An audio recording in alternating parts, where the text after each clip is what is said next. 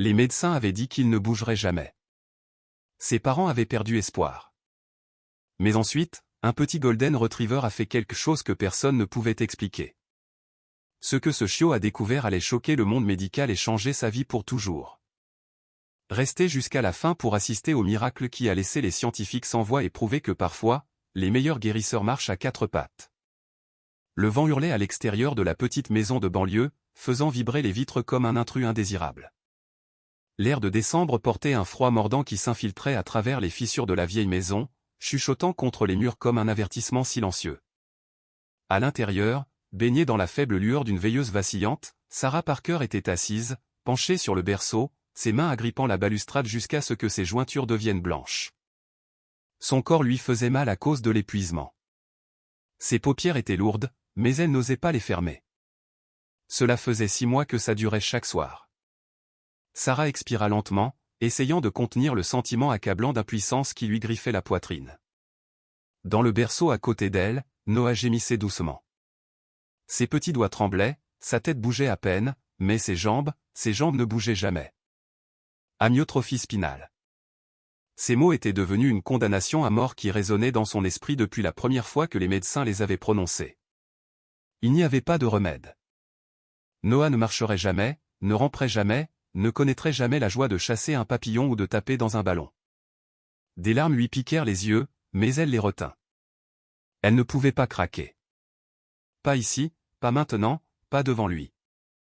De l'autre côté de la pièce, Michael s'agitait dans le fauteuil inclinable, frottant sa mâchoire barbue d'une main fatiguée. Sa chemise était froissée, son visage ridé par l'épuisement. « Tu devrais dormir », murmura-t-il d'une voix usée par trop de nuits blanches. Sarah laissa échapper un rire creux. Et rater l'occasion d'entendre Noah pleurer ? Non, merci. Michael soupira. Ils avaient la même conversation depuis des semaines. Sarah ne dormait plus. Elle observait toujours Noah, attendant qu'il se mette à pleurer, que les crises surviennent, que l'agonie silencieuse de son état lui vole ce qui lui restait de son fragile espoir. Michael passa une main dans ses cheveux. La frustration le rongeait. Il voulait réparer les choses, mais il n'y avait rien à réparer. « Nous avons besoin d'aide, Sarah, dit-il doucement. Elle se raidit. « Nous ne pouvons pas y arriver seuls, ajouta-t-elle. Nous avons besoin. Je ne vais pas placer mon fils dans un établissement spécialisé, rétorqua-t-elle, la voix brisée. Michael tressaillit, la douleur lui traversant les yeux. Ce n'est pas ce que je voulais dire. Le silence s'étendait entre eux, épais et étouffant. Sarah se détestait d'avoir craqué, mais l'idée de donner Noah à quelqu'un qui ne l'aimerait pas comme elle l'aimait était insupportable. Elle se retourna vers le berceau, caressant les doux cheveux dorés de Noah. Sa respiration était irrégulière. Sa petite poitrine se soulevait et s'abaissait avec des mouvements faibles et laborieux. Elle pouvait sentir le regard de Michael sur elle. Ils se noyaient tous les deux, mais aucun des deux ne savait comment sauver l'autre. Puis, juste au moment où le silence devenait insupportable, un petit aboiement le brisa. Sarah se tourna vers le bruit au moment même où un petit chiot Golden Retriever trébuchait dans la pièce, ses pattes surdimensionnées posant maladroitement sur le plancher en bois. Max. Le refuge avait déclaré qu'il était le plus petit de la portée, le plus faible de tous ses frères et sœurs. C'est peut-être pour ça que Sarah l'avait choisi. C'est peut-être pour cela qu'elle a ressenti une connexion immédiate, deux âmes nées dans des batailles qu'elle n'avait jamais demandées. Max laissa échapper un autre aboiement excité avant de sauter maladroitement sur le canapé. Ses grands yeux marrons étaient remplis de quelque chose que Sarah n'avait pas vu depuis longtemps, l'espoir. Michael soupira en se frottant les tempes. C'est juste un chien, Sarah. Elle l'ignora. Au lieu de cela, elle se pencha et prit Max dans ses bras. Ça sentait la chaleur, l'innocence, les secondes chances.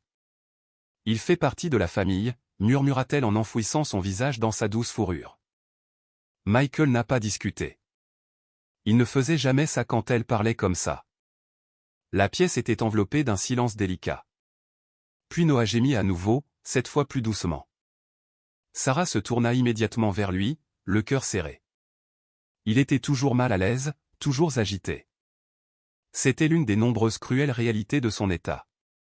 Mais alors, quelque chose d'inattendu s'est produit.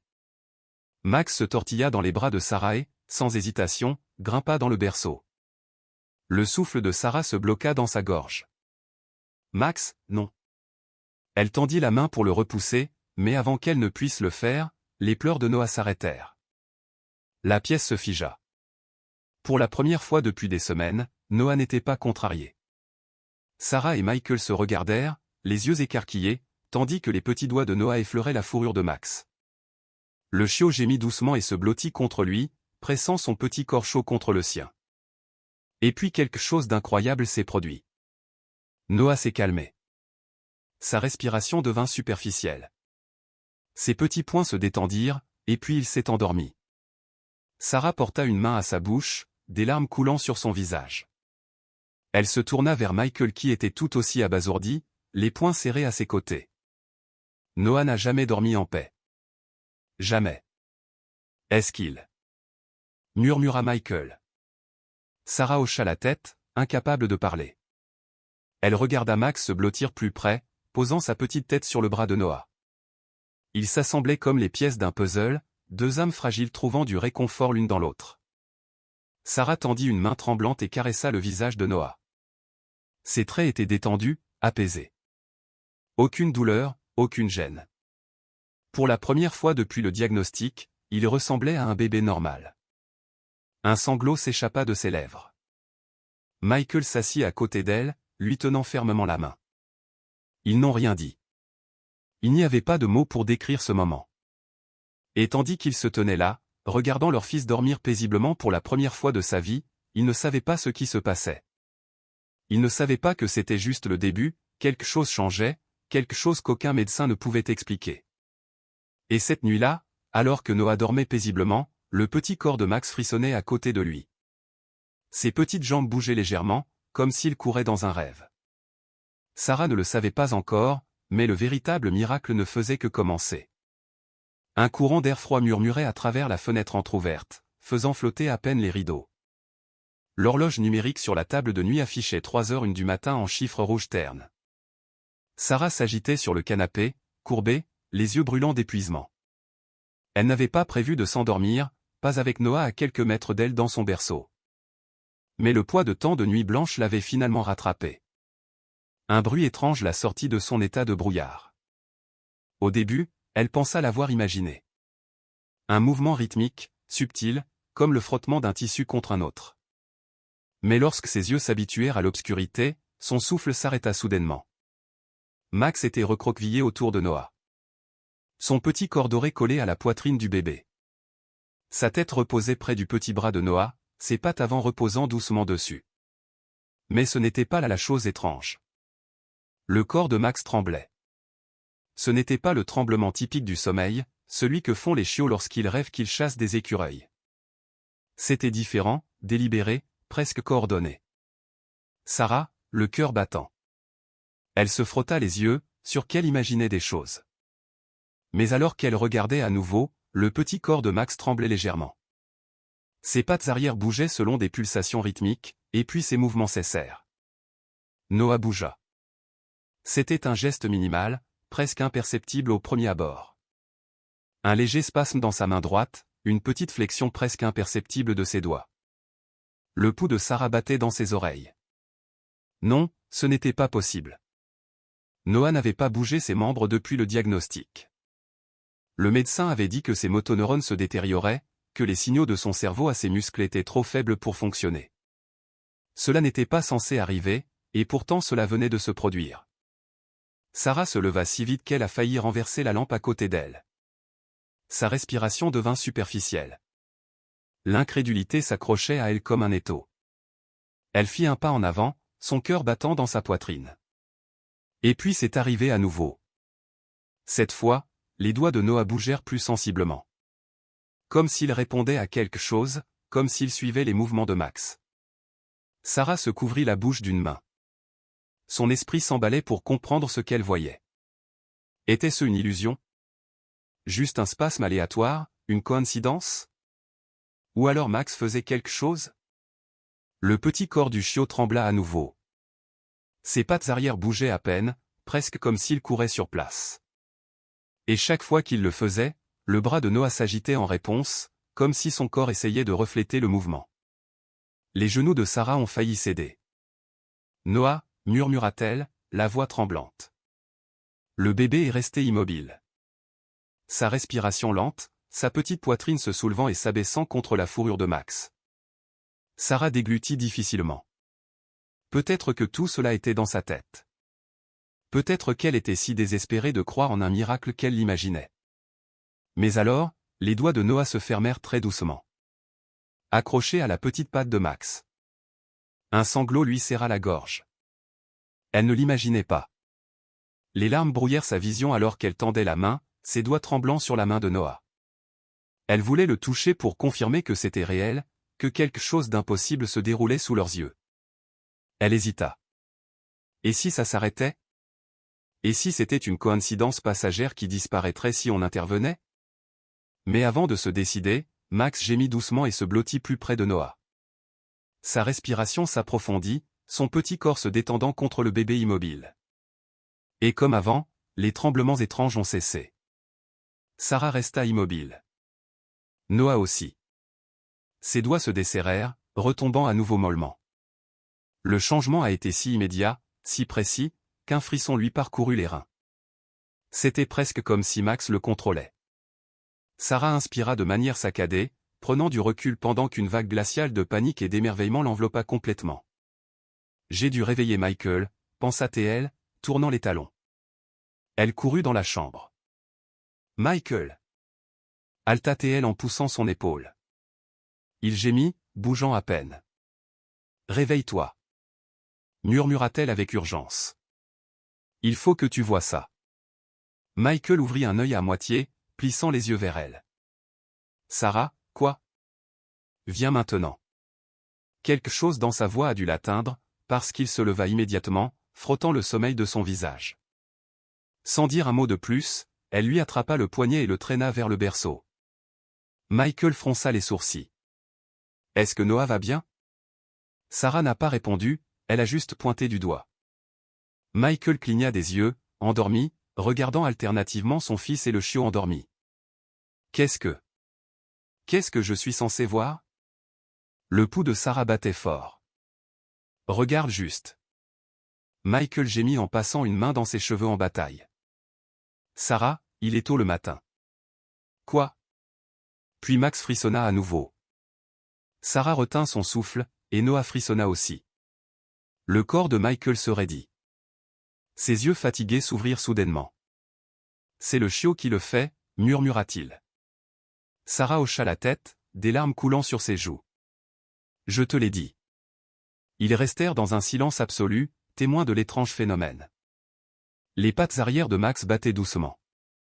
Et une seconde plus tard, les doigts de Noah tremblèrent, comme s'il réagissait avec un léger retard à quelque chose d'invisible. Michael s'avança, le visage pâle. Ce n'est pas possible. Je sais, mais ça arrive, souffla Sarah en tremblant. Michael regarda son fils. Son expression changea d'incrédulité vers quelque chose de plus profond, dangereusement proche de l'espoir. Max gémit doucement et resta finalement immobile. Et comme avant, Noah s'arrêta également de bouger. Michael déglutit. Ce n'est pas possible. Ce doit être autre chose. Je ne sais pas ce que c'est, murmura Sarah. Mais il faut qu'on le découvre. Michael se passa la main sur le visage, l'esprit visiblement en ébullition. Peut-être que c'est juste un hasard. Peut-être qu'il... Sarah secoua la tête. Ce n'est pas un hasard. Max fait quelque chose. Ils tournèrent tous deux leurs regards vers le berceau, observant la poitrine fragile de leur fils se soulever et s'abaisser régulièrement. Michael inspira profondément. Nous devons enregistrer cela. Les mains de Sarah tremblaient tandis qu'elle essuyait ses joues humides. Ouais. Aucun d'eux ne parla tandis que le poids de ce qu'ils venaient d'observer s'installait. Quelque chose d'impossible se produisait, quelque chose qui défiait la logique et la science, et tout tournait autour d'un minuscule Golden Retriever qui avait réussi d'une manière ou d'une autre à influencer Noah d'une manière qu'aucun médecin n'aurait jamais pu faire. Mais pourquoi et comment? Sarah se serra dans ses bras, l'esprit en ébullition. Ils avaient besoin de réponses, et au fond d'elle, elle savait que ce n'était que le début. Les lumières fluorescentes crues du couloir de l'hôpital n'arrangeaient guère la sombre anxiété qui s'était emparée de Sarah et Michael tandis qu'ils portaient Noah à travers les couloirs stériles. Chaque pas résonnait du poids de l'équilibre entre espoir et désespoir. Dans l'esprit de Sarah, les événements surréalistes de la nuit, les actions mystérieuses de Max et les mouvements inattendus de Noah se mêlaient à ses peurs et à ses rêves. Cependant, à son arrivée au cabinet du neurologue, le besoin impérieux de réponse l'emporta sur toute autre pensée. Dans le bureau exigu, l'atmosphère était froide et clinique, un environnement douloureusement déconnecté des émotions brutes des dernières nuits. Le docteur Hammond, un neurologue d'âge mûr au regard bienveillant mais réservé, étudiait le dossier médical de Noah avec une certaine routine. Les murs de son bureau étaient ornés de schémas anatomiques et de citations inspirantes, rien ne parvenant à apaiser la tension ambiante. « Madame Parker, Monsieur Parker », commença le docteur Hammond d'un ton mesuré. J'ai examiné les derniers examens de Noah et suivi son évolution de près ces dernières semaines. Son état, comme nous en avons discuté, reste compatible avec une amyotrophie spinale. Franchement, les changements que vous observez ne sont probablement que des spasmes musculaires spontanés. Ces paroles, pourtant censées être rassurantes, frappèrent Sarah comme un coup de massue. Ses yeux se remplirent de larmes retenues lorsqu'elle l'interrompit, mais on l'a vu bouger pendant son sommeil. Ses doigts, même paralysés, bougent. Et Max, notre chiot, semble faire quelque chose qui le soulage. Sa voix tremblait, un mélange de désespoir et d'espoir se déversant dans un murmure incertain. Michael, debout, raide, près du brancard, hocha brièvement la tête, le scepticisme gravé sur son visage. Nous l'avons vu, docteur. Ce n'était pas un spasme aléatoire. C'était comme si son corps réagissait à Max. Ça ne vaut pas la peine d'enquêter ? Demanda-t-il d'un ton mêlé de frustration et d'incrédulité. Le docteur Hammond soupira, ses yeux se plissant légèrement tandis qu'il échangeait un regard avec un collègue présent, confirmant peut-être silencieusement son point de vue. Je comprends votre inquiétude, vraiment. Mais d'un point de vue clinique, rien ne permet d'affirmer que la zoothérapie, encore moins une thérapie aussi peu orthodoxe que celle que vous décrivez, puisse inverser ou modifier l'évolution d'une maladie dégénérative comme celle-ci. Les motoneurones de Noah sont affaiblis depuis des mois. Le moindre mouvement que vous remarquez se situe dans les limites de l'activité neurologique attendue. Ce n'est pas un miracle en devenir. Sarah serra son sac à main jusqu'à ce que ses jointures deviennent blanches. Mais tu ne peux pas me dire que la légère pression, la façon dont Max se déplace autour de lui, ne fait rien, même un tout petit peu. Ne devrions-nous pas explorer toutes les possibilités ? Son appel était chargé de l'intensité des nuits blanches et d'un espoir inébranlable, un espoir né dans les coins tranquilles de sa maison où les miracles semblaient à portée de main. La réponse du neurologue fut clinique, sinon dédaigneuse, de nombreux témoignages anecdotiques font état de bienfaits émotionnels et d'un sentiment de bien-être lié à la zoothérapie. Mais cela ne se traduit pas par des changements physiques significatifs chez les patients souffrant de pathologies comme celle de Noah. Je suis désolé, mais à ce stade, je dois conclure que son état est immuable. Je vous recommande de privilégier les soins palliatifs et les thérapies de soutien. Les paroles du docteur Hammond restèrent suspendues dans le silence stérile de la pièce.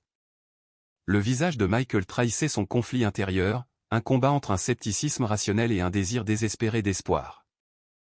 Il échangea un regard avec Sarah, dont les yeux brûlaient d'un feu obstiné. Le mot « immuable » résonnait dans son esprit comme une accusation contre chaque instant de prière et de supplication qu'il avait murmuré dans l'obscurité de la nuit. Après la consultation, ils quittèrent l'hôpital, les derniers mots du médecin résonnant dans leurs oreilles.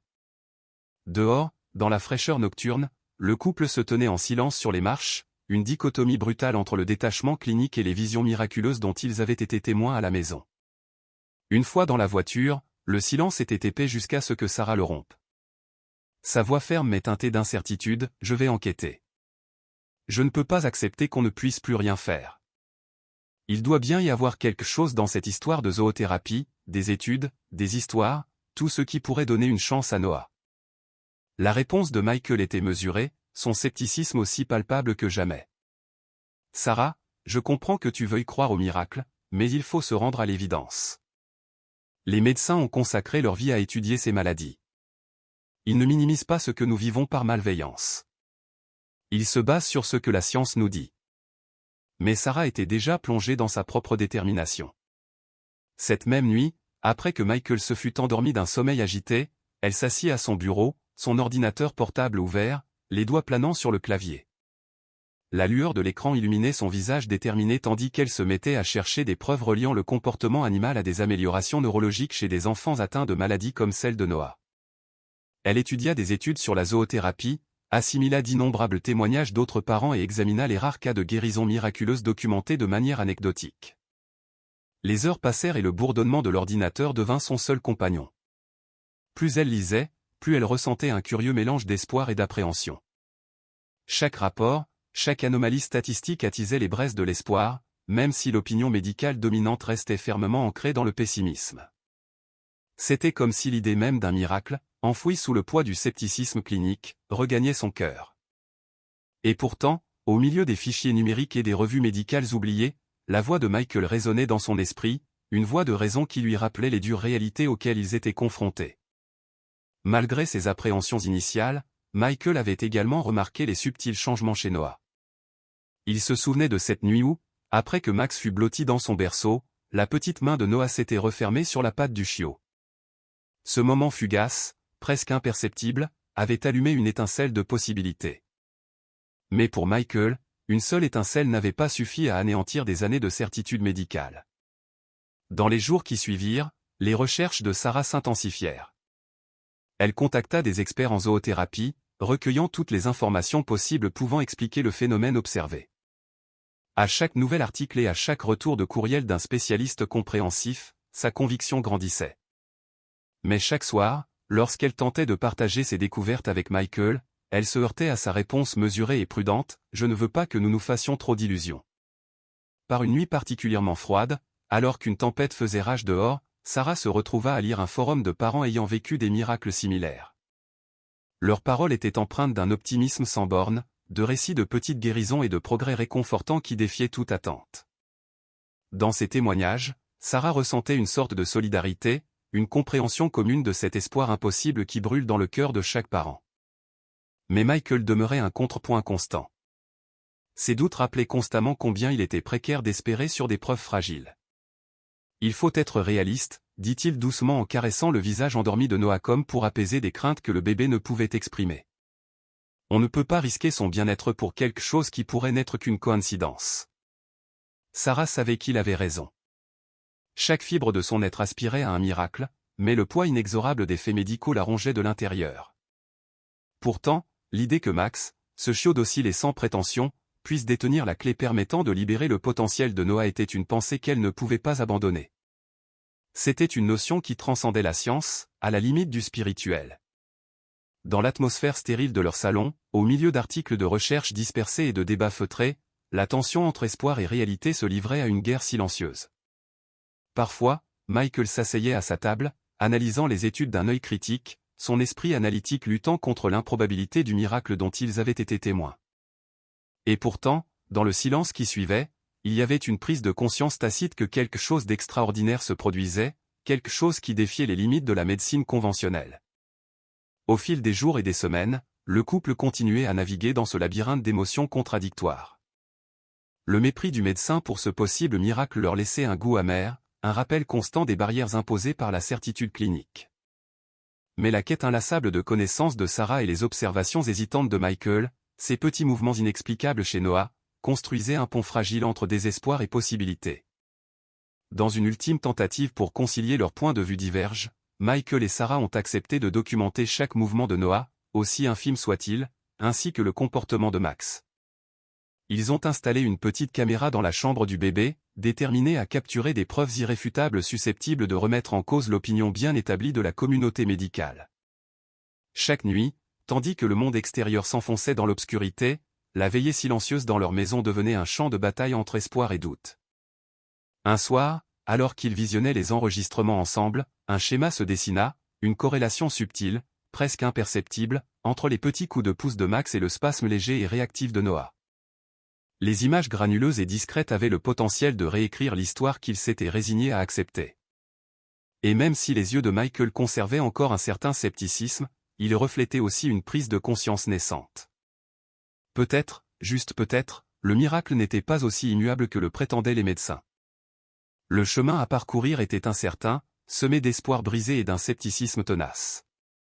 Pourtant, assis ensemble dans la pénombre de leur salon, entourés de notes et de preuves numériques, Sarah et Michael puisèrent une force renouvelée dans leur détermination commune. Les paroles dédaigneuses du neurologue auraient pu fermer une porte, mais au lieu de cela, une petite fenêtre de possibilités, tenace, restait entr'ouverte. Une fenêtre qui ne promettait pas une guérison facile, mais plutôt l'opportunité de réécrire l'impossible. Dans cet espace fragile entre déni clinique et espoir sincère, le couple se préparait à se battre pour l'avenir de Noah de toutes ses forces. Et, tandis que la nuit s'épaississait dehors, il s'accrochait à la conviction que les miracles, aussi insaisissables soient-ils, en valaient la peine. La première nuit où Sarah installa la caméra, elle ne s'attendait pas à grand-chose. Elle la plaça soigneusement sur l'étagère devant le berceau de Noah, ajustant l'angle pour tout capturer. S'il y avait la moindre chance que Max fasse quelque chose d'inhabituel, quelque chose que les médecins avaient écarté, elle voulait une preuve. Michael s'était d'abord montré réticent, marmonnant quelque chose sur l'inutilité de se raccrocher à des illusions. Mais Sarah s'en fichait. Elle avait vu Noah bouger. Elle avait vu les étranges spasmes synchronisés de Max. Il se passait quelque chose et elle le savait. Elle n'allait pas laisser le scepticisme médical effacer le seul fil d'espoir qui leur restait. Cette nuit-là, alors que l'épuisement tiraillait ses membres et que la respiration calme de Michael remplissait la pièce, Sarah resta éveillée, fixant le plafond, attendant. Elle ne savait pas exactement à quoi elle s'attendait, un miracle, une révélation, quelque chose qui pourrait expliquer l'impossible. Le matin est arrivé, enveloppé dans un tourbillon de rêves agités et de pensées anxieuses. Sarah s'assit brusquement lorsqu'un rayon de soleil perça la fenêtre. Elle courut vers la caméra, le cœur battant la chamade, tandis que ses doigts tremblants essayaient de lire l'enregistrement. L'écran vacillait, et c'était là, le silence de la chambre de Noah, capturé dans une étrange vision nocturne. Durant la première moitié de la nuit, rien ne semblait sortir de l'ordinaire. Noah dormait, son petit corps immobile avec Max recroquevillé à côté de lui. Puis vers 2h46 du matin, Max a bougé.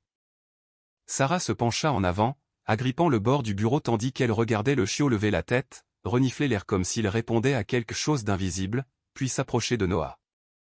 Le souffle de Sarah s'accéléra. Avec des mouvements lents et prudents, Max utilisa son petit museau pour pousser le bras de Noah. Au début, c'était doux, un léger contact du doigt mou de l'enfant. N'obtenant aucune réponse, Max essaya à nouveau, cette fois en appuyant son nez contre le poignet de Noah, poussant vers le haut comme pour l'encourager à bouger. Le pouls de Sarah s'accéléra. Et puis, le moment qui lui coupa le souffle, les doigts de Noah tremblèrent. Ce n'était pas grand-chose, juste un petit spasme. Mais c'est arrivé juste après que Max l'eut poussé. Les doigts de Sarah tremblaient tandis qu'elle mettait la vidéo en pause, fixant l'image figée. Ce n'était pas un spasme aléatoire, c'était Max qui l'avait provoqué. Elle réécouta l'enregistrement, le cœur battant dans sa poitrine. Pendant les minutes qui suivirent, Max répéta une petite poussée sur le bras de Noah, une pause. Une autre poussée, un moment d'immobilité, et puis de minuscules mouvements presque imperceptibles chez Noah, qui répondait. Sarah porta sa main à sa bouche, la vision brouillée par les larmes. Max n'était pas simplement allongé à côté de Noah. Il faisait quelque chose. Ce n'était pas aléatoire.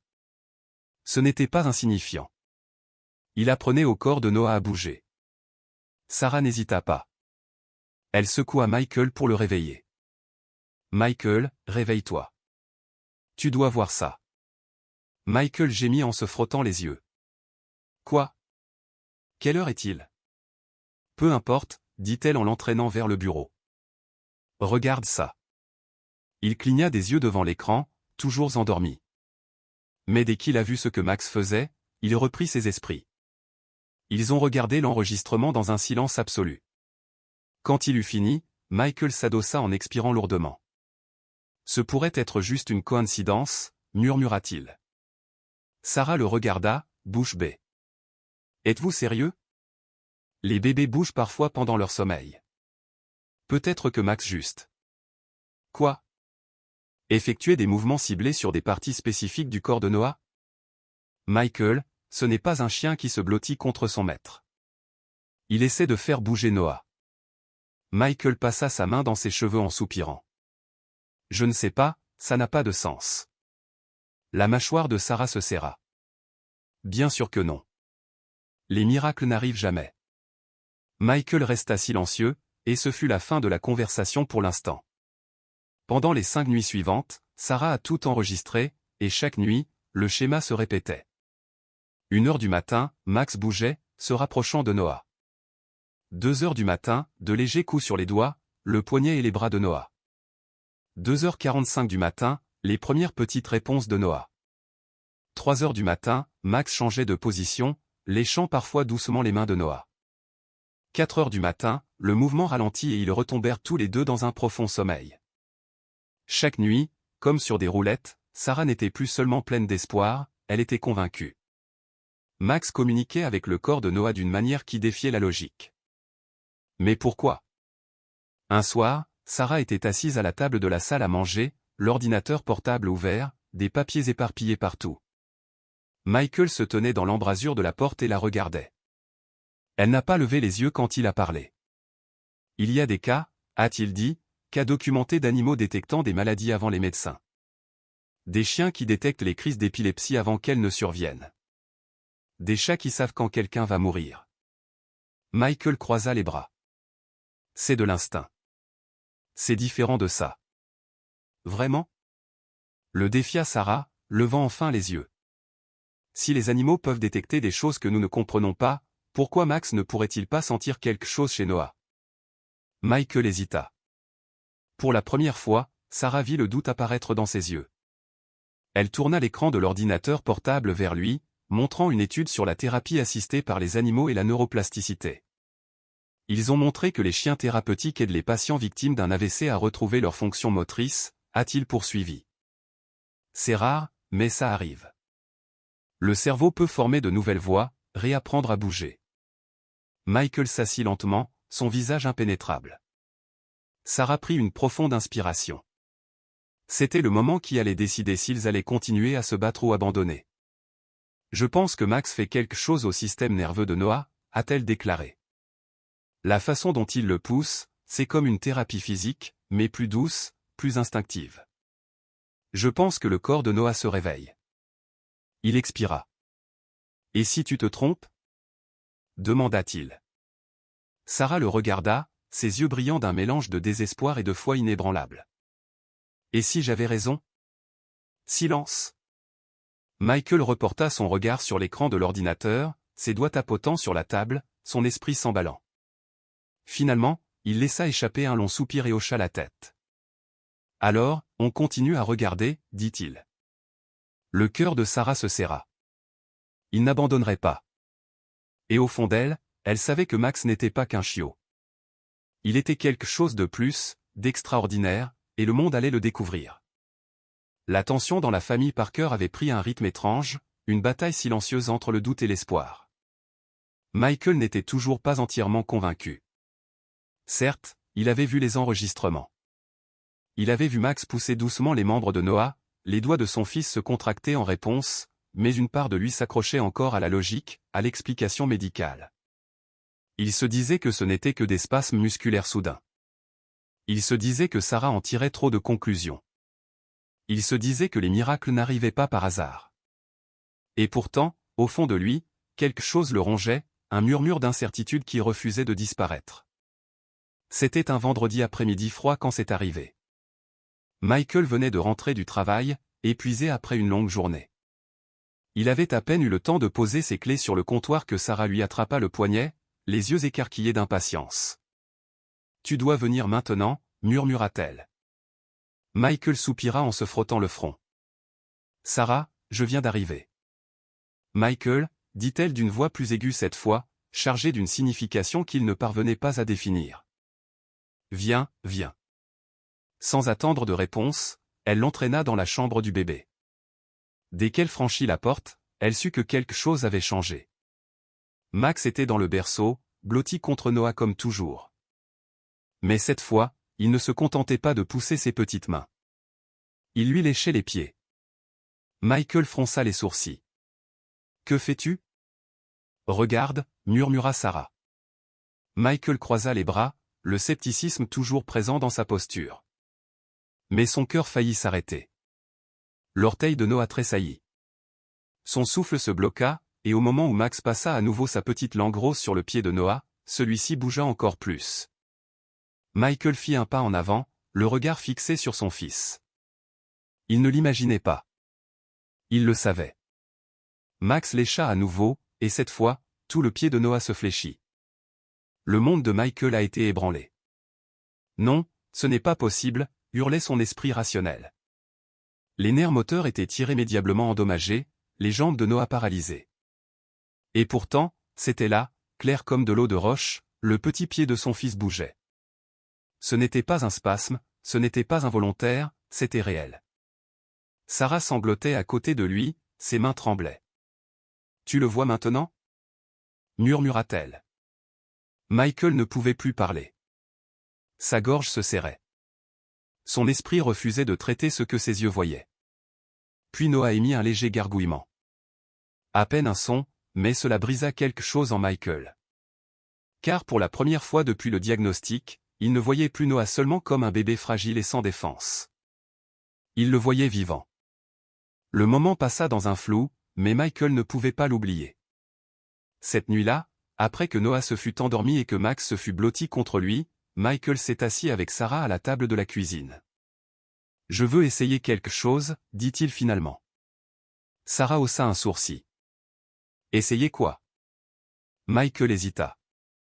Il n'était pas encore prêt à prononcer le mot « miracle », pas encore, mais il avait besoin de réponses. « Je veux voir si ça se reproduit. Je veux savoir si Max fait vraiment ça ou si c'était un incident isolé. » Sarah hocha la tête, son visage impénétrable. « Alors, découvrons-le. » Pendant les 3 nuits suivantes, ils observèrent. Chaque fois, Max répétait la même routine. 1h du matin, Max s'agite dans son sommeil et se rapproche de Noah. 2h du matin, il poussait doucement les mains de Noah avec ses petites pattes. 3h du matin, il léchait le pied de Noah et Noah le bougeait. 4h du matin, le mouvement ralentit et ils retombèrent tous les deux dans un profond sommeil. Ce n'était plus une coïncidence, c'était un schéma délibéré, constant. Et chaque nuit, les mouvements de Noah s'intensifiaient. D'abord un frisson, puis une flexion, puis un léger déplacement, presque imperceptible, du pied. Michael regarda dans un silence stupéfait, son esprit logique en guerre avec la vérité indéniable. Max faisait quelque chose et Noah répondait. Malgré tout ce qu'ils avaient vu, Michael n'était toujours pas prêt à appeler les médecins. Ils avaient besoin de preuves irréfutables. Le lendemain matin, Sarah a organisé un appel vidéo en direct avec le docteur Hammond. Le neurologue a écouté patiemment Sarah lui expliquer tout d'une voix pleine d'urgence et de conviction. Elle a ensuite diffusé l'enregistrement. Pendant 5 longues minutes, le médecin l'observa. Michael l'observa, scrutant son visage à la recherche d'une lueur de conviction, d'un signe indiquant qu'il avait vu ce qu'ils avaient vu. Mais lorsque la vidéo s'est terminée, le médecin a simplement soupiré. « Je comprends votre espoir, dit-il prudemment. Mais je dois être honnête, cela ressemble à un réflexe involontaire. Les bébés peuvent avoir des mouvements aléatoires, même en cas de paralysie sévère. Je ne vois aucune preuve que ce soit plus que cela. » Les poings de Michael se serrèrent. Il voulait croire que le médecin avait tort, mais le doute s'insinua à nouveau. « Mais ça arrive toutes les nuits, » insista Sarah. « Et seulement quand Max interagit avec lui. » Le docteur secoua la tête. Cela reste dans la gamme des réponses réflexes normales. Le visage de Sarah s'assombrit. Michael sentit quelque chose se briser en lui. « Alors, tu me dis, dit-il lentement, la voix tendue, que c'est juste une coïncidence si le pied de notre fils paralysé bouge à chaque fois que le chien le lèche. » Le médecin hésita. « Je dis qu'il n'y a aucune explication scientifique à cela. Et sans preuve scientifique, on ne peut pas dire que le chien est responsable. » Michael aurait voulu crier, argumenter, exiger du médecin qu'il lui explique l'impossible. Mais au lieu de cela, il hocha la tête avec raideur. L'appel prit fin et le doute persista. Cette nuit-là, Michael était assis près du berceau de Noah, regardant son fils dormir. Max était blotti contre lui, sa petite poitrine se soulevant et s'abaissant au rythme d'une respiration régulière. Michael expira. Peut-être que le médecin avait raison. Peut-être s'agissait-il simplement de mouvements involontaires? Peut-être était-il simplement en manque d'espoir. Mais alors qu'il tendait la main et effleurait doucement le petit pied de Noah, il réalisa quelque chose. L'espoir n'était pas une faiblesse, c'était une lutte. Et il n'était pas prêt à arrêter de se battre. Alors le lendemain matin, quand Sarah lui a demandé s'il devait continuer à documenter, continuer à pousser, continuer à croire, Michael a répondu sans hésitation, ouais. Car que la science puisse l'expliquer ou non, quelque chose se produisait et il n'allait pas s'arrêter avant d'avoir compris de quoi il s'agissait. Sarah était assise à la table de la cuisine, les mains posées sur son téléphone, le cœur battant. Elle se demandait depuis des jours si elle devait partager l'histoire de Noah et Max avec le monde entier. Michael avait hésité. Une fois que ce sera public, on ne pourra plus te faire rebrousser chemin, l'avait-il prévenu la veille, les bras croisés et les sourcils froncés. Inquiétude, murmura Sarah en regardant les images défiler sur son écran, Max poussant la main de Noah, ses doigts tressaillants. Max léchant ses orteils, son pied fléchissant. C'était indéniable. Les médecins ne voulaient rien entendre. Le monde les avait ignorés. Mais si quelqu'un quelque part pouvait expliquer ce qui se passait? Et si ce n'était pas une simple anomalie enfouie sous un doute médical? Et si c'était de l'espoir? Ce matin-là, Sarah prit une grande inspiration et cliqua sur « Publier ». Le message était simple, une vidéo de 2 minutes compilant la routine nocturne de Max et Noah, accompagnée d'une légende réconfortante. Les médecins disaient que notre fils ne bougerait jamais. Ils nous ont dit que son corps était immuable. Mais Max pensait le contraire, et maintenant nous le croyons aussi. Elle a tagué Hackdog Miracle et Noah Max puis a mis le téléphone de côté en expirant. Pendant les premières heures, rien ne se passa. Sarah continua sa journée, lava les biberons, plia les couvertures de Noah, le surveillant de temps en temps comme d'habitude. Peu avant midi, son téléphone vibra, une seule notification, puis une autre, puis 10, puis 50. Lorsqu'elle actualisa la page, la vidéo avait déjà été partagée plus de 2000 fois. À la tombée de la nuit, elle avait dépassé le 1 million de vues. Le lendemain matin, la boîte mail de Sarah débordait, médias, scientifiques, comportementalistes animaliers, parents d'enfants handicapés. Tout le monde voulait en savoir plus. Certains ont parlé de miracles, d'autres d'impossibles. Des journalistes campaient devant sa maison, des équipes de tournage frappaient à sa porte. Les médecins qui les avaient auparavant écartés voulaient maintenant parler des progrès de Noah. Un titre en particulier est devenu viral, un chiot peut-il guérir un enfant paralysé? L'incroyable histoire de Noah et Max. Michael, qui avait toujours été le plus prudent, observait par la fenêtre les fourgons de presse garés dans la rue. Il se passa une main dans ses cheveux et murmura, « Dans quel pétrin nous sommes-nous fourrés ?» Sarah serra Noah dans ses bras, regardant Max remuer la queue devant les étrangers dehors. « On n'a rien commencé, murmura-t-elle. C'est Max qui l'a fait. » L'attention s'accompagne d'un examen minutieux. Pour chaque message de soutien et chaque commentaire sincère, il y en avait un autre de scepticisme. Les bébés ont des mouvements involontaires tout le temps. Ce n'est qu'une coïncidence. Les parents ont désespérément besoin d'espoir. Il n'existe aucune preuve scientifique qu'un chiot puisse réhabiliter le système nerveux humain.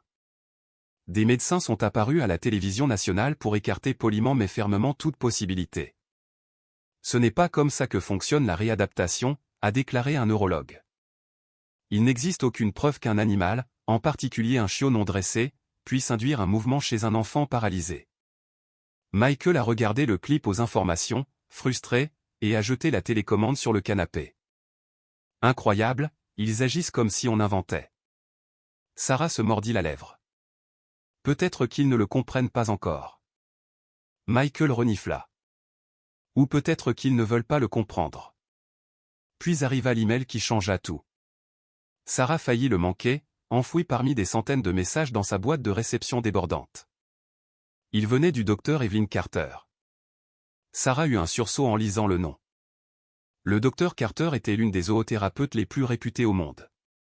Elle avait travaillé avec des victimes d'AVC, des vétérans de guerre et des enfants non-verbaux, les aidant à retrouver leur capacité motrice perdue grâce à la thérapie animale. Et maintenant, elle voulait rencontrer Noah et Max. Une semaine plus tard, le docteur Carter est venu chez eux. Elle n'avait rien à voir avec les médecins rigides et sceptiques auxquels Sarah s'était habituée.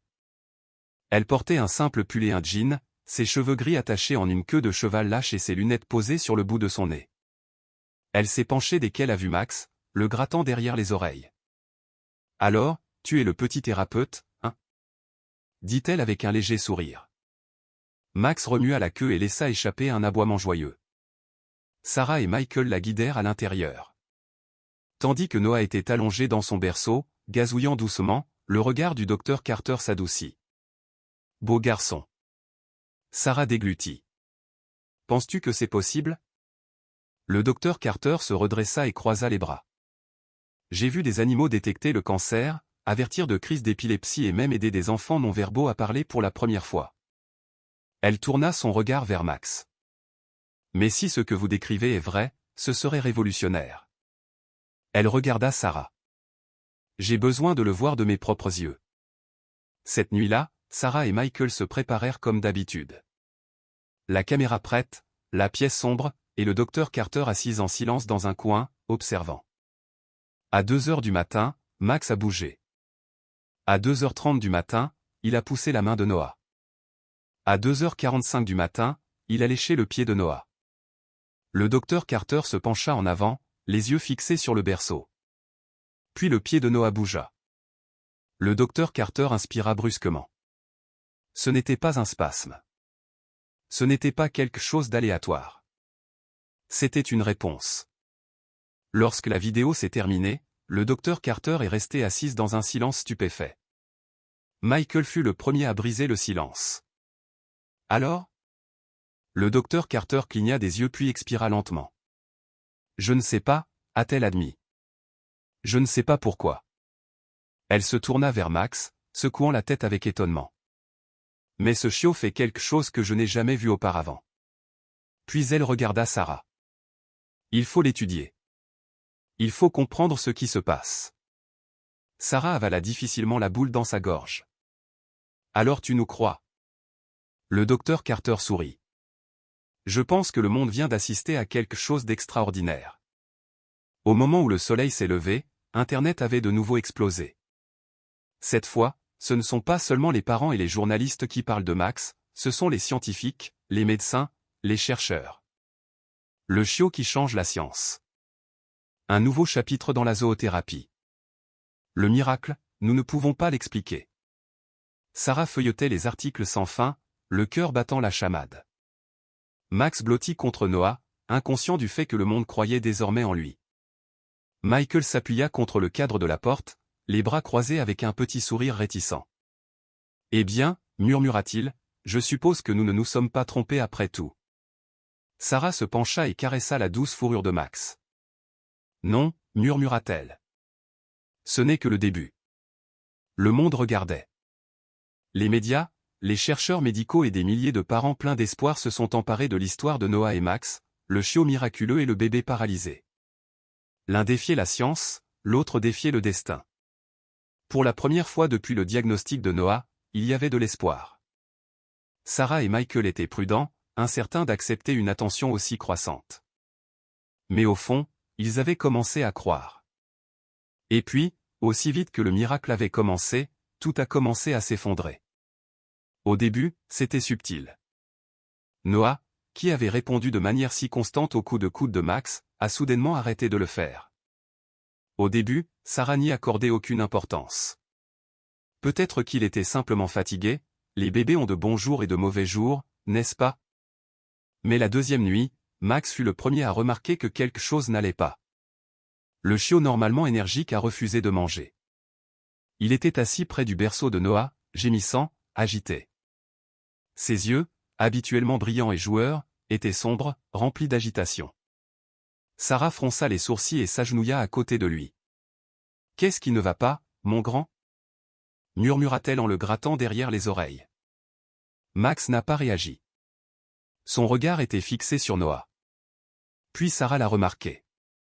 Noah ne bougeait pas du tout, pas même les habituels petits spasmes involontaires. Son corps était complètement mou. La panique l'envahit. « Noah » murmura-t-elle en lui touchant doucement la joue. Sa peau était froide, trop froide. Sa respiration était légère, superficielle. Son estomac se tordit. Quelque chose n'allait vraiment pas. Le lendemain matin, Noah avait de la fièvre. Son petit corps brûlait sous le contact de Sarah. Ses yeux étaient ternes, sa respiration était saccadée. Michael se tenait près du berceau, pâle, pressant un tissu froid sur son front. « Ce n'est pas normal, murmura-t-il. Sarah déglutit. « Nous devons aller à l'hôpital. » Michael hocha la tête, tenant déjà le sac à couches. Max poussa un cri aigu et désespéré alors qu'il tournait en rond près du berceau. Sarah prit Noah dans ses bras, son cœur battant dans sa poitrine. Quelque chose n'allait vraiment pas. L'hôpital était un flou de lumière clignotante, de moniteurs qui bipaient et de médecins frénétiques. Noah a été transporté d'urgence au service pédiatrique, branché à l'oxygène et à une perfusion intraveineuse. Sarah et Michael se tenaient impuissants dans le couloir tandis qu'un essaim d'infirmières entourait leur fils. Max n'a pas pu entrer, mais même après l'avoir laissé à la maison, Sarah n'a pas pu effacer de son esprit l'image de ses yeux suppliants et craintifs. Elle serra la main de Michael jusqu'à ce que ses doigts deviennent engourdis. « Tout ira bien, murmura-t-elle. Elle le disait autant à lui qu'à elle-même. Michael serra la mâchoire, son regard fixé sur son fils. Il n'a pas répondu. Après ce qui sembla être une éternité, le docteur Hammond s'approcha d'eux avec une expression sombre. L'estomac de Sarah se serra. Elle connaissait ce regard. « Madame et Monsieur Parker, commença-t-il prudemment, la fièvre de Noah est dangereusement élevée et son taux d'oxygène a chuté. Ses muscles sont plus faibles qu'il y a une semaine. » Sarah sentit l'air lui échapper. « Mais pourquoi ?» Le docteur Hammond hésita puis prononça les mots que Sarah craignait, « Nous pensons que ses organes internes sont peut-être défaillants. » Sarah chancela physiquement. Michael la tenait dans ses bras, son visage aussi pâle qu'un fantôme. Le docteur Hammond continua, la voix ferme mais lourde, « L'amyotrophie spinale est une maladie évolutive. Il est possible que, malgré les améliorations constatées, son état se détériore intérieurement. » « Non, » dit Sarah d'une voix faible. « Non. » Il bougeait. « Tu as vu les vidéos ?» Il répondait à Max. Il allait mieux. Le docteur Hammond la regarda. « Je sais que ce fut un parcours émotionnel, mais il faut regarder les faits en face. De légères améliorations de la motricité peuvent survenir, mais elles ne signifient pas nécessairement une guérison. Son système nerveux continue de se détériorer. » Sarah secoua la tête. « Non, non, ça ne peut pas arriver. » La voix de Michael semblait tendue, contrôlée. « Que faisons-nous maintenant ?» Le visage du docteur Hammond était impénétrable. « On le stabilise, on le surveille. Mais si ses organes sont défaillants, on doit se préparer à toutes les éventualités. » Sarah avait l'impression qu'elle ne pouvait pas respirer. Possibilité ? Il voulait dire la mort. L'hôpital a permis à Sarah et Michael de passer la nuit dans la chambre de Noah. Max ne pouvait pas entrer, mais son absence pesait comme un membre fantôme. Cette nuit-là, alors que Noah gisait immobile dans son berceau d'hôpital, relié à des machines, Sarah s'est effondrée. Des larmes coulaient sur son visage tandis qu'elle portait sa petite main à ses lèvres. « Tu ne vas pas me quitter » murmura-t-elle. « Tu m'entends, ma puce ? Tu ne vas pas me quitter. » Michael était assis à côté d'elle, regardant fixement les écrans, sa main agrippant son genou. Son silence la terrifiait plus que tout. Et puis, peu après minuit, le téléphone de Sarah a vibré. Une notification. Elle fronça les sourcils, essuyant ses larmes avant de le regarder. C'était la caméra pour animaux de compagnie à la maison. Elle a ouvert l'application de la caméra, et son souffle s'arrêta. Max était dans le berceau vide de Noah. Le chiot s'est recroquevillé dans les couvertures et a gémi. Mais ensuite, il a commencé à bouger. Ses petites jambes bougeaient. Son corps s'ajustait. Tout comme il l'a fait lorsque Noah était à ses côtés. Le cœur de Sarah battait vite. Michael se pencha pour regarder. « Qu'est-ce que c'est ?» Elle lui a montré l'écran. Ses yeux s'ouvrirent grands. Max répétait la routine, même si Noah n'était pas là. Il poussa dans l'air, grattant l'espace vide où Noah aurait dû être. Et puis il poussa le cri le plus déchirant que Sarah ait jamais entendu. Michael inspira brusquement. « Oh mon Dieu !» Les larmes montèrent aux yeux de Sarah. Max le savait. Elle le sentait. Elle savait que Noah s'éteignait et qu'il essayait de le ramener. Sarah se leva brusquement de sa chaise, essuyant ses larmes. « Nous devons amener Max ici. » Michael cligna des yeux. Il sait, Michael, il sait que quelque chose ne va pas. Il faut essayer. Michael hésita, puis hocha la tête. Sans un mot de plus, il prit ses clés et courut. Sarah revint auprès de Noah, repoussant ses cheveux humides de son front. « Tiens bon, ma puce, murmura-t-elle d'une voix brisée. Max arrive. Elle ne savait pas si c'était de la folie ou du désespoir. Elle ne savait pas si quelque chose changerait. Mais elle était absolument certaine d'une chose, si quelqu'un pouvait ramener Noah, c'était bien Max. Les couloirs de l'hôpital étaient silencieux, à l'exception du bip rythmique des machines et du faible bourdonnement des néons. Sarah était assise penchée sur le berceau de Noah, les doigts crispés sur sa petite main comme si la seule force de sa volonté pouvait l'ancrer à ce monde. Sa fièvre n'était pas tombée. Sa respiration restait faible. Malgré tout ce pourquoi il s'était battu, il ne répondait pas. Sarah ne s'était jamais sentie aussi impuissante. Elle remarqua à peine que Michael fit irruption par la porte, essoufflé et échevelé, avec Max blotti sous son bras. « J'ai réussi. » Halta-t-il, la poitrine haletante à force de courir. Personne ne nous a vus. La tête de Sarah se releva brusquement. Tu l'as apporté. Michael déposa délicatement Max sur le lit d'hôpital. Le petit Golden Retriever se mit immédiatement en action, remuant la queue avec anxiété tandis qu'il reniflait l'air. Sans hésiter, il grimpa sur le lit près de Noah et se blottit contre lui. Sarah retint son souffle. Max gémit doucement, poussant le bras de Noah du museau. Comme il n'obtenait aucune réponse, il poussa un petit cri désespéré. Puis il fit quelque chose d'inattendu, Max posa ses petites pattes sur le ventre de Noah, pas au hasard, pas pour le réconforter. Avec précision, il renifla puis donna un nouveau coup de coude au même endroit. Le pouls de Sarah s'accéléra. « Michael, regarde-le. » Michael fronça les sourcils, regardant Max descendre le long de la jambe de Noah, pressant doucement son museau contre la peau. Il s'arrêta au bas de sa colonne vertébrale et gémit. « Pourquoi fais-tu ça ?» demanda Michael, la voix chargée d'inquiétude. Sarah ne répondit pas, car au fond d'elle-même, elle le savait déjà, Max ne se contentait pas de réconforter Noah. Il sentait quelque chose que les médecins avaient manqué. Un coup soudain à la porte affola Sarah et Michael. Sarah prit rapidement Max dans ses bras, le cœur battant. Si l'hôpital découvrait qu'ils avaient introduit un chien clandestinement, il serait immédiatement expulsé. Mais lorsque la porte s'ouvrit, ce n'était pas un médecin. C'était le docteur Evelyn Carter, la célèbre zoothérapeute. Elle était arrivée par avion après avoir entendu parler du cas de Noah, impatiente de voir le soi-disant « miracle » à l'œuvre. Au lieu de cela, elle tomba sur un visiteur clandestin qui risquait de leur attirer des ennuis. Le docteur Carter cligna des yeux puis sourit.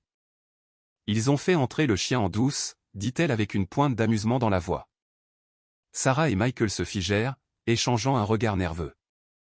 Avant qu'ils ne puissent s'expliquer, Max se dégagea des bras de Sarah et courut droit vers Noah. Le sourire du docteur Carter disparut.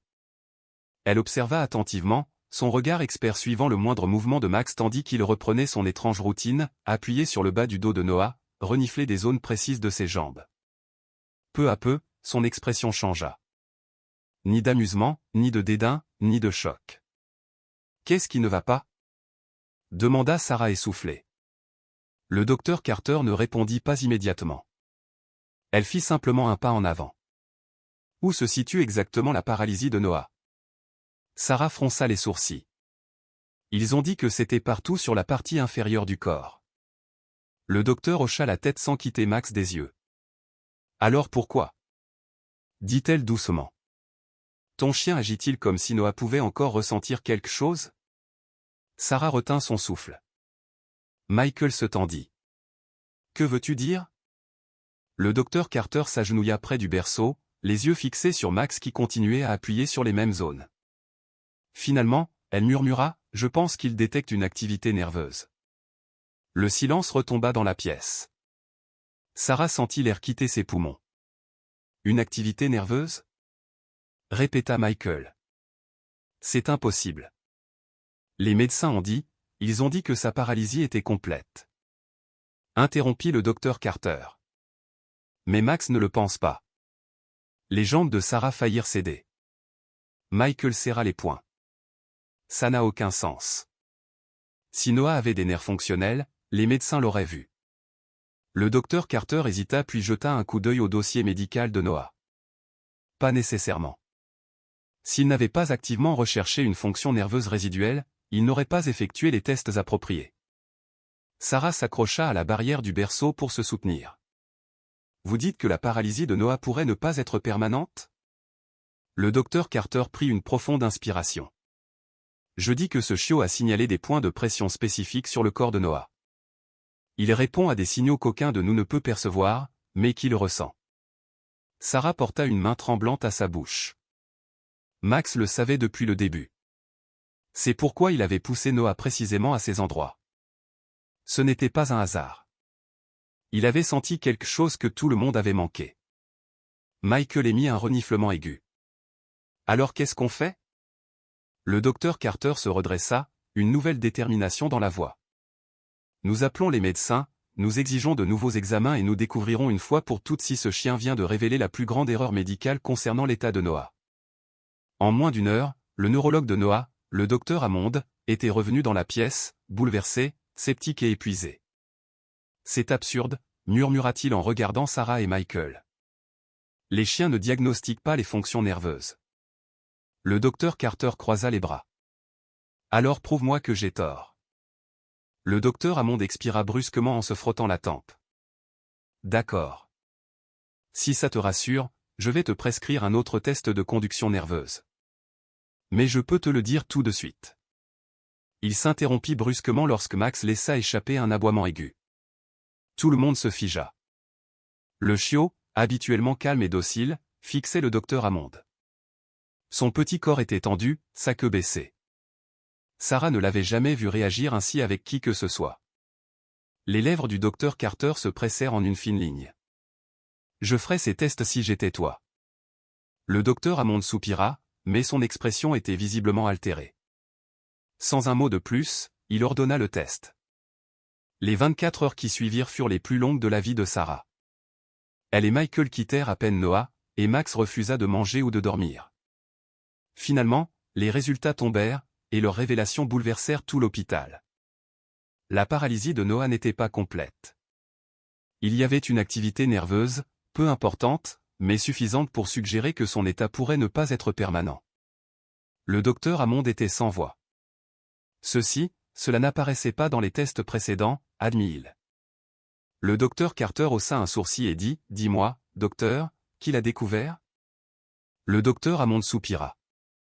Le chien. Michael laissa échapper un rire étouffé. Sarah fondit en larmes. Elle se tourna vers Max, le prit dans ses bras et le serra fort contre elle. « Tu le savais, murmura-t-elle. Tu l'as toujours su. » Max lui lécha le visage et sa queue se remit enfin à remuer. Pour la première fois depuis que Noah était malade, Sarah retrouva espoir, car ils avaient maintenant des preuves, et le vrai combat ne faisait que commencer. Sarah avait toujours cru que lorsque la vérité éclaterait, lorsque les médecins verraient de leurs propres yeux ce que Max avait détecté, tout changerait. Elle avait eu tort. Au lieu du soulagement espéré, ils se retrouvèrent confrontés à une bataille encore plus grande, une lutte contre le temps, contre la bureaucratie et contre un choix impossible. La chambre d'hôpital était étrangement silencieuse. Le docteur Hammond se tenait devant eux, résultat en main, le visage pâle et son assurance habituelle tremblante. Sarah serra la main de Michael, le cœur battant, attendant le verdict. Le docteur Hammond expira brusquement. Les dernières études sur la conduction nerveuse montrent une activité résiduelle. Michael serra plus fort la main de Sarah. Le docteur Carter à ses côtés hocha la tête d'un air entendu. « Est-ce que ça veut dire ?» demanda Michael. Le docteur Hammond hésita et finit par admettre ce que tout le monde attendait d'entendre, Noah n'est pas complètement paralysé. Son système nerveux réagit, mais pas d'une manière que nous comprenons pleinement. Sarah retint son souffle. Max, son petit Golden Retriever, avait détecté quelque chose que les équipements médicaux les plus avancés au monde avaient manqué. Michael passa une main dans ses cheveux. Alors, qu'est-ce que ça veut dire? Y a-t-il un moyen de l'aider?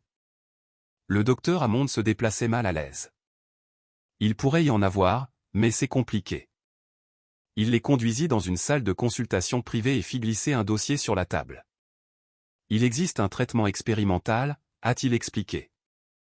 Une thérapie de régénération neuronale de pointe conçue pour stimuler la fonction nerveuse chez les patients atteints de maladies que l'on croyait jusqu'alors irréversibles. Sarah saisit le dossier d'une main tremblante et feuilleta les pages.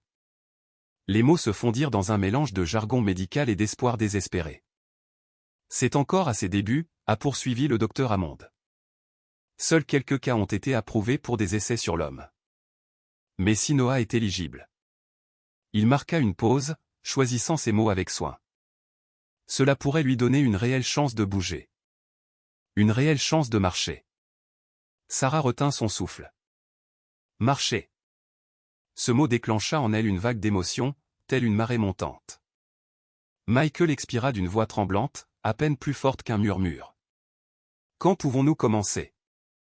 Le docteur Hammond hésita et tourna lentement le dossier jusqu'à la dernière page. Le montant estimé s'affichait en lettres majuscules, 250 000 $. Sarah sentit l'air lui être arraché des poumons. La mâchoire de Michael se serra. Quoi? Le docteur Hammond soupira. Comme il est encore en phase expérimentale, l'assurance ne le prend pas en charge. Le coût est entièrement à votre charge. Les mains de Sarah tremblaient.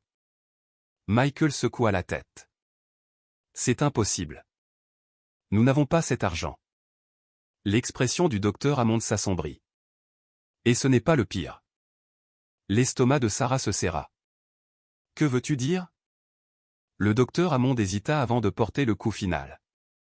La période pour appliquer ce traitement à Noah se rapproche. Si nous attendons trop longtemps, l'activité nerveuse résiduelle pourrait disparaître complètement. Silence. La vision de Sarah se brouilla. Alors, dit lentement Michael, la voix tendue, soit nous obtenons $250 000, soit nous perdons notre seule chance de faire bouger notre fils à nouveau. Le docteur Hammond ne les regarda pas dans les yeux. Je suis désolé, murmura-t-il. Le trajet du retour se fit en silence. Sarah regardait par la fenêtre, les lumières de la ville se transformant en traînées de couleurs. Michael serrait le volant si fort que ses jointures blanchissaient. Comment diable allons-nous faire ça? Murmura-t-il finalement. Comment allons-nous obtenir cet argent? Sarah ne répondit pas parce qu'il n'y avait pas de réponse. Ils avaient épuisé toutes leurs économies pour payer les frais médicaux de Noah. Il ne leur restait plus rien. Et pourtant, c'était la seule chance de Noah. À la maison, Max les accueillit d'un frémissement enthousiaste de la queue. Mais en voyant le visage baigné de larmes de Sarah, il gémit et lui donna un petit coup de museau dans le genou. Sarah tomba à genoux, l'entoura de ses bras et enfouit son visage dans sa fourrure dorée en sanglotant. « Nous allons laisser passer cette chance. » murmura-t-elle. Michael s'accroupit à côté d'elle, sa voix chargée d'émotion. « Nous ne pouvons pas abandonner. » Sarah se moucha. « Que faisons-nous » Michael hésita puis sortit lentement son téléphone. Il fit défiler l'écran quelques secondes avant de le tourner vers Sarah. Son souffle s'arrêta. Une page GoFundMe. Le lendemain matin, Sarah et Michael étaient assis devant l'ordinateur portable, regardant. L'écran brillait tandis que les mains de Sarah tremblaient tandis qu'elle tapait. Notre fils Noah est né avec une amyotrophie spinale. Les médecins nous avaient prédit qu'il ne bougerait jamais, qu'il ne marcherait jamais. Mais un événement extraordinaire s'est produit. Notre chien Max a senti quelque chose que personne d'autre ne pouvait détecter. Il nous a aidés à découvrir que les nerfs de Noah étaient encore actifs. Il existe désormais un traitement qui pourrait changer l'avenir de Noah, mais il n'est pas pris en charge par l'assurance maladie. Nous avons besoin de votre aide. Si vous le pouvez, aidez-nous à donner à notre fils la chance de marcher. Elle a joint la vidéo des images de Max et Noah, le test qui avait bouleversé le monde médical. Puis, prenant une grande inspiration, elle a cliqué sur « Publier ». Pendant les premières heures, rien ne se passa. Mais peu avant midi, son téléphone vibra, un don, puis un autre, puis 10, puis 100. Le message commença à se propager. Des célébrités le partagèrent, les médias le reprirent. Le monde, déjà sous le charme de Noah et Max, avait désormais une mission. Sarah fixait l'écran, le cœur battant, tandis que le nombre de dons grimpait, $10 000, $50 000, $100 000. Des larmes coulaient sur son visage. Michael laissa échapper un rire étouffé en se frottant le visage. Cela arrive vraiment. Puis le téléphone sonna. Sarah le saisit en retenant son souffle. Bonjour, Madame Parker, répondit une voix grave. Je suis David Reynolds. Je travaille pour une fondation qui finance des traitements médicaux pour les enfants. Nous avons lu votre histoire.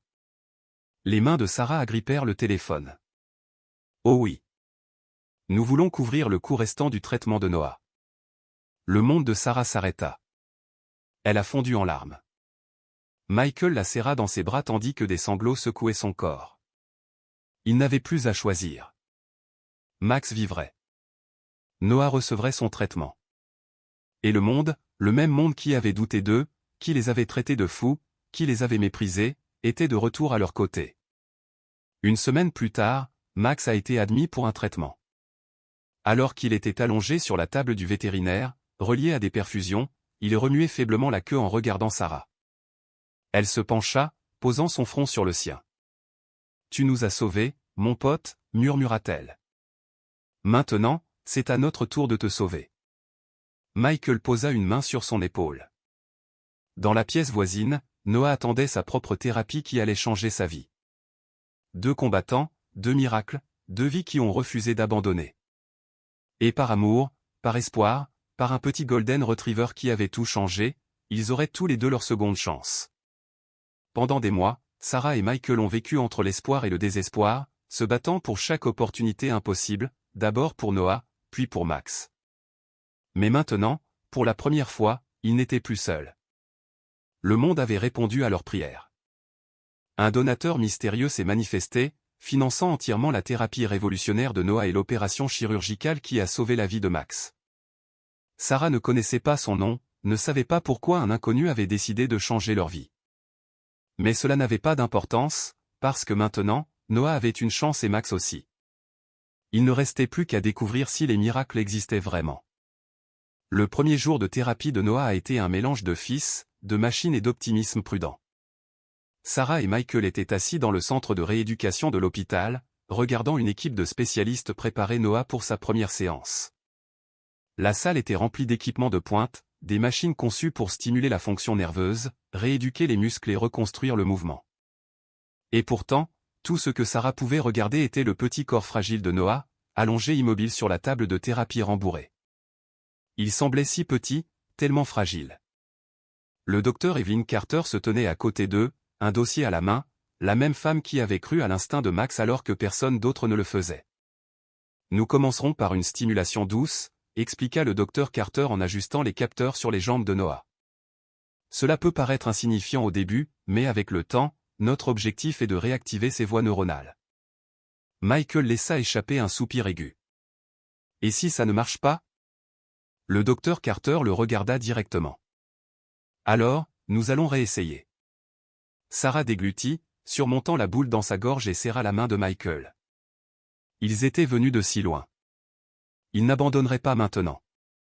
Les premières semaines, les progrès ont été lents. Noah ne bougeait pas, il ne répondait pas. Il ne montrait aucun de ces petits signes que Sarah avait prié pour voir.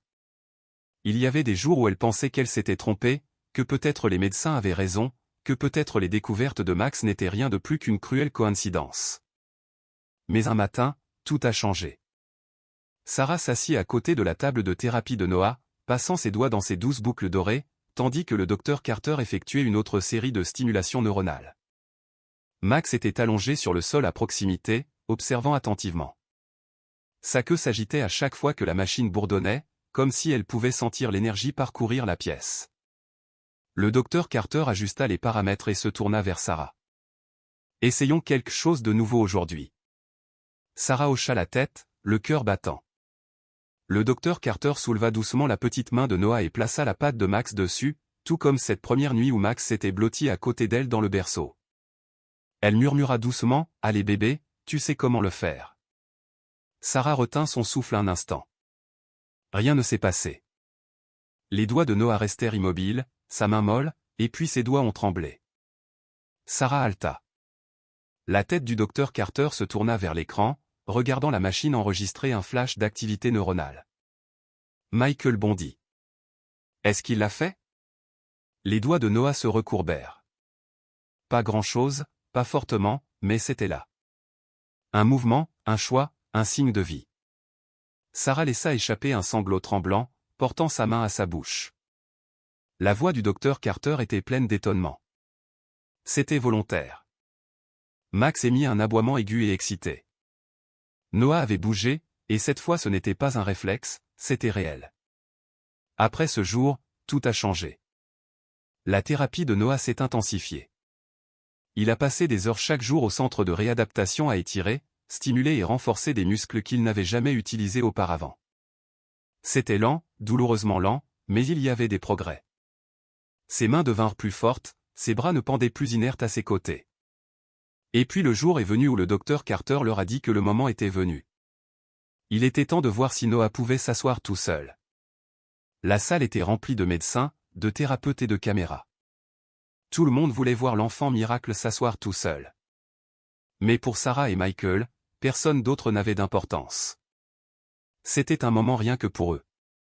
Max était assis à côté du tapis de thérapie de Noah, les oreilles dressées, le corps tendu, attendant, observant.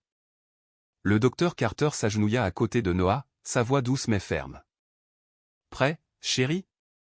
Noah, presque âgé d'1 an, la regardait avec des yeux brillants et curieux. Puis lentement, il tourna son regard vers Max. Le cœur de Sarah se serra devant la confiance qui transparaissait dans l'expression de son fils. Le docteur Carter a doucement placé ses mains sous le dos de Noah. « D'accord, petit, pousse. » Sarah et Michael retenaient leur souffle. Noah se tendit, ses petits muscles tremblaient, son corps hésitait, son esprit luttait contre des mois d'immobilité. Pendant un moment terrifiant, rien ne se passa. Sarah serra si fort la main de Michael qu'elle pensa qu'elle allait la casser. Et puis Noah bougea. Pas grand-chose, juste 1 centimètre, puis un autre. Et dans un moment qui défiait la science, la logique et toutes les prédictions sombres qu'ils avaient jamais entendues, Noah s'assit complètement seul. La salle a explosé. Les médecins haltèrent, les thérapeutes applaudirent. Michael laissa échapper un rire haletant et incrédule tandis que des larmes coulaient sur son visage. Sarah s'est effondrée sur le sol en sanglotant. Max aboya joyeusement, remuant la queue si fort que tout son corps trembla. Et Noah, doux, beau, inarrêtable Noah, rit. Un rire profond, joyeux et triomphant. Sarah ne pouvait pas bouger. Elle pouvait à peine penser. Tout ce qu'elle pouvait faire était de regarder son fils, assis droit tout seul, souriant à Max comme s'il avait toujours su que ce jour viendrait. Michael tomba à genoux à côté d'elle, la serrant fermement. Ils avaient prié pour cela, combattu pour cela, risqué tout pour cela. Et maintenant, ils avaient gagné. Sarah tendit la main et effleura du bout des doigts la petite main potelée de Noah. Il se tourna vers elle, toujours rayonnant. Et puis, comme s'il savait ce qu'elle attendait de voir depuis si longtemps, il leva son petit bras et tendit la main vers elle. Sarah laissa échapper un sanglot si violent qu'il secoua tout son corps. Elle lui prit la main et la tint comme si sa vie en dépendait, parce que maintenant, pour la première fois, il la tenait aussi. Michael embrassa le haut de sa tête, sa voix tremblante. Il l'a fait. Sarah expira, sentant son monde entier changer.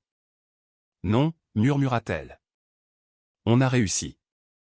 Max laissa échapper un autre aboiement, sautant sur le tapis à côté de Noah et lui léchant la joue. Et pour la première fois depuis très longtemps, Sarah croyait au miracle. Il y a 1 an, Noah Parker était un enfant condamné à l'immobilité.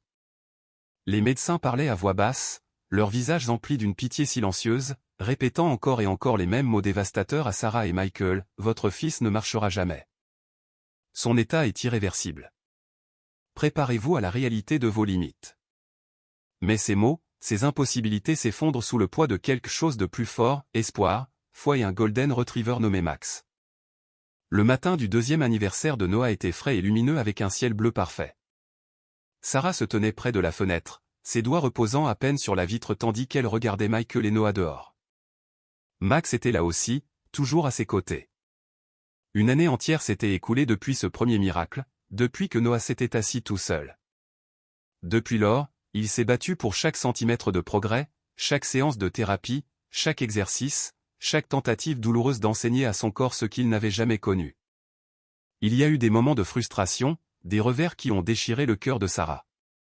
Mais malgré tout cela, Max ne l'a jamais quitté. Durant les longues heures de thérapie, il était toujours là, poussant doucement Noah, remuant la queue à chaque petite réussite. Maintenant, tandis que Sarah regardait, elle savait qu'aujourd'hui était différent parce que quelque chose d'extraordinaire était sur le point de se produire aujourd'hui. Une petite foule s'était rassemblée dans le parc, famille, amis, thérapeutes, journalistes.